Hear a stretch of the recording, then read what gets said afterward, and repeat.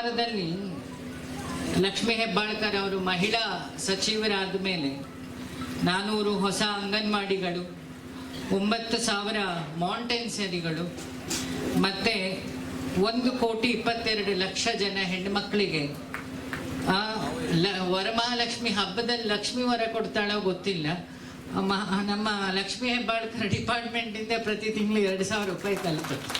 ಒಂದು ಸಣ್ಣ ಎಕ್ಸಾಂಪಲ್ ಹೇಳ್ತೀನಿ. ಹಿಂದೆ ಸುಕುಮಾರ್ ಶೆಟ್ಟರು MLA ಆದ ಕಾಲದಲ್ಲಿ ಇಲ್ಲೇ ಇದ್ದಾನೆ ಆ ಹುಡುಗ ರಾಜು ಅಂತ ಹೇಳಿ. ಅವನು ಒಂದು ಬೋಟ್ ನಾವು ಸ್ಯಾಂಕ್ಷನ್ ಮಾಡಿಸಿತ್ತು, ಸುಕುಮಾರ್ ಶೆಟ್ಟರು ಬೋಟ್ ಸ್ಯಾಂಕ್ಷನ್ ಮಾಡಿಕೊಟ್ರು. ಅವನ ಕಾಲು ಪಾಪ ಮುರಿದೋಯ್ತು. ಅವಾಗ ಗೋವಿಂದನನ್ನು ಕರೆದು ನಾನು ಹೇಳಿದೆ, ನೋಡು ನಮ್ದು ಅವಾಗ ಗಾಂಧಿ ಕೊಟ್ಟಿರೋ ಯೋಜನೆ ನಡೀತಾ ಇತ್ತು, ನಂಗೋಸ್ಕರ ಒಂದು ದೇವಸ್ಥಾನ ಕಟ್ಟಬೇಕು. ಅವನು ಪಾಪ ಗೋವಿಂದ ಪೂಜಾರಿ ಅವ್ರು ಇವತ್ತು ಏನು ಅಂತ ಕೇಳಲ್ಲ, ನನ್ನದು ರೆಡಿ ಸ್ಯಾಂಕ್ಷನ್ ಅಂತ. ನಾ ಅದಕ್ಕೆ ಹೇಳಿದೆ, ಆ ಹುಡುಗಂಗೆ ಮನೆ 15 ಲಕ್ಷ ಖರ್ಚು ಮಾಡಿ ಒಂದು ಮನೆ ಮಾಡಿಕೊಟ್ಟ. ಉದ್ಘಾಟನೆಗೆ ನಾನೇ ಬಂದಿದ್ದೆ.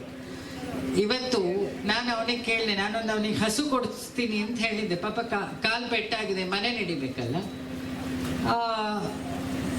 ಹಸುಗೆ ಮನೇಲೇ ಇದು ಕೆಲಸ ಮಾಡ್ಬೋದು. ನಾನೀಗ ಹೋಟೆಲಲ್ಲಿ ಕೇಳಿದೆ ಅವನ ಹತ್ರ. ಅವನೊಂದು ಮಾತು ಹೇಳ್ದ, ಈಗ ನಮಗೆ ಸರ್ಕಾರದಿಂದ ಅಕ್ಕಿ ಬರ್ತಾ ಇದೆ ಗುರೂಜಿ, ಮನೆಯವರಿಗೆ 2,000 ರೂಪಾಯಿ ಲಕ್ಷ್ಮೀ ಅಮ್ಮನ ಡಿಪಾರ್ಟ್ಮೆಂಟಿಂದ ಬರ್ತಾ ಇದೆ ಅಂತ ಒಂದು ಸಣ್ಣ ಸಾಕ್ಷಿ ಕೊಟ್ಟಿದ್ದು. ನೋಡಿ, ನಾವು ಒಂದೊಂದು ಯೋಜನೆ ಬಂದಾಗ ನಾವು ಅದಕ್ಕೆ ನೆಗೆಟಿವ್ ಕಮೆಂಟ್ ಹೊಡಿಬೇಕಾದ್ರೆ ನಾವು ಅದರ ನೈಜ ಸ್ಥಿತಿಯನ್ನು ತಿಳ್ಕೊಳ್ಬೇಕಂತ, ಯಾರ್ಯಾರಿಗೆ ಉಪಕಾರ ಆಗಿದೆ. ನಾನು ಅಲ್ಲಿ ಕೇಳಿದೆ, 9,000 ಜನ ಮಾಂಟೆಸರಿ ಆದರೆ ಇಬ್ಬರು ಟೀಚರು, 3 ಜನ ಆಯಾ ಬಚಾವ ಆದ್ರು ಆ ಊರಲ್ಲಿ. ಯಾರು 10ನೇ ಕ್ಲಾಸು PUC ಓದಿರ್ತಾರೆ ಅವರಿಗೆ ಹೆಣ್ಮಕ್ಳಿಗೆ ಕೆಲಸ ಸಿಗುತ್ತೆ. ಈ ಅಂಗನವಾಡಿ 400 ಆದರೆ 3 ಜನನೇ ಇಟ್ಕೊಳ್ಳುವ ಒಂದೊಂದು ಅಂಗನವಾಡಿಗೆ. 400 × 3 ಅಷ್ಟು ಜನಕ್ಕೂ ನಿರುದ್ಯೋಗ ನಿವಾರಣೆ ಆಗುತ್ತೆ.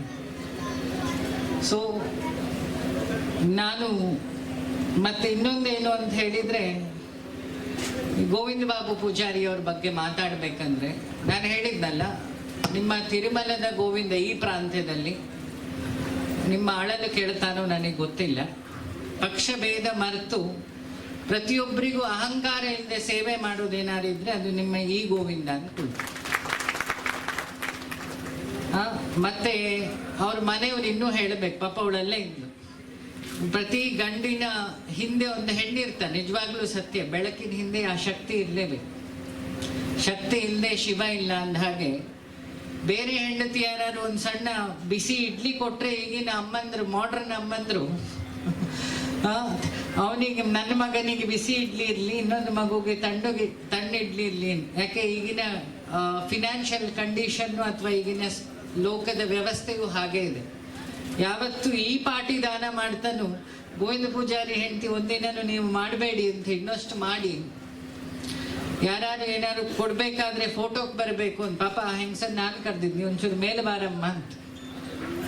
ಈ ಅಹಂಕಾರ ಇಲ್ಲದ ಫ್ಯಾಮಿಲಿ ಏನಾದ್ರು ನಾವು ನೋಡಿದ್ರೆ, ನಾ ಹೇಳಿದ್ನಲ್ಲ ಒಂದು ಮಾದರಿ ಅದಕ್ಕೆ. ಒಬ್ಬ ಸಣ್ಣ 0 ಇಂದ ಶುರು ಮಾಡಿ ಹೀರೋ ಆದ ವ್ಯಕ್ತಿ.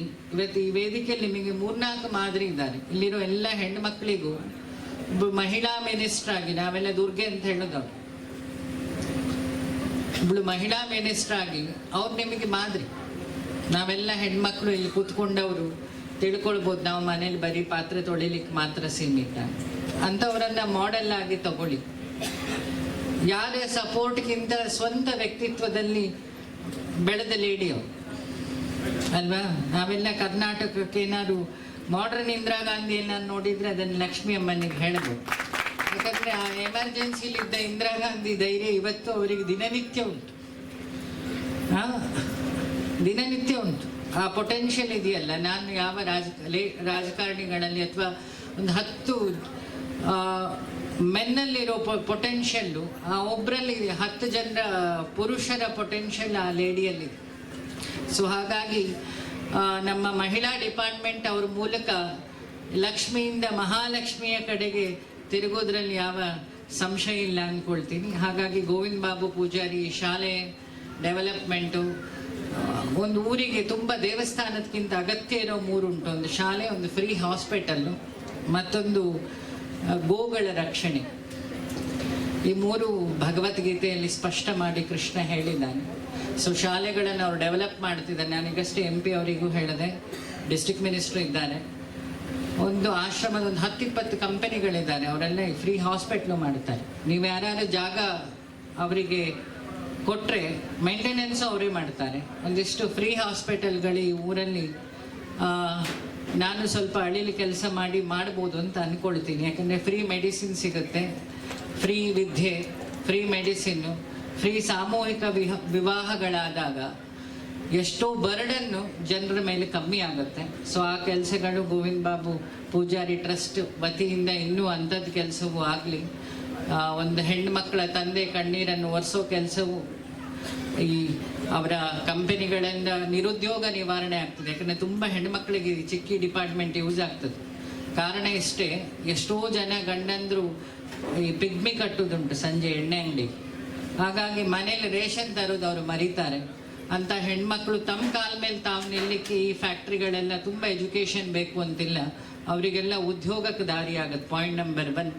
ಮತ್ತು ನಿನ್ನೆ ಅಷ್ಟೇ ನಾನೊಂದು ಆರ್ಟಿಕಲ್ ನೋಡಿದೆ, ಚಿಂಗಮ್ಮಲ್ಲಿ ಎಷ್ಟು ಪೇಂಟ್ ಅಂಶ ಇರುತ್ತೆ, ಅದೆಷ್ಟು ಮಕ್ಕಳಿಗೆ ಕ್ಯಾನ್ಸರಿಗೆ ದಾರಿ ಆಗ್ತಾ ಇದೆ. ಸೊ ಅದನ್ನು ಈಗಷ್ಟೇ ಲಕ್ಷ್ಮಿ ಅಮ್ಮ ಹೇಳಿದ್ರು, ಸರ್ಕಾರದಲ್ಲಿ ನಾವು ಪೌಷ್ಟಿಕ ಆಹಾರ ತುಂಬ ಗಾಂಧೀಜಿ ತಿಂತಾ ಇದ್ದಿತ್ತು. ತುಂಬ ಪೌಷ್ಟಿಕಾಂಶ ಇರೋ ಆಹಾರ ಯಾವುದು ಅಂದರೆ ಕಡಲೆ, ಬಡವರ ಬಾದಾಮಿ. ಇನ್ನೊಂದು ಹಿಮೋಗ್ಲೋಬಿನ್ ಜಾಸ್ತಿ ಆಗೋ ಇನ್ನೊಂದು ಯಾವ್ದಾದ್ರು ವಸ್ತು, ಜಾಂಡೀಸನ್ನು ನಿವಾರಣೆ ಮಾಡೋದಿದ್ರೆ ಕಬ್ಬು ಅಂದರೆ ಬೆಲ್ಲ. ಸೊ ಆ ಎರಡರಿಂದ ಮಾಡಿದ ಪ್ರಾಡಕ್ಟ್ ಇದು.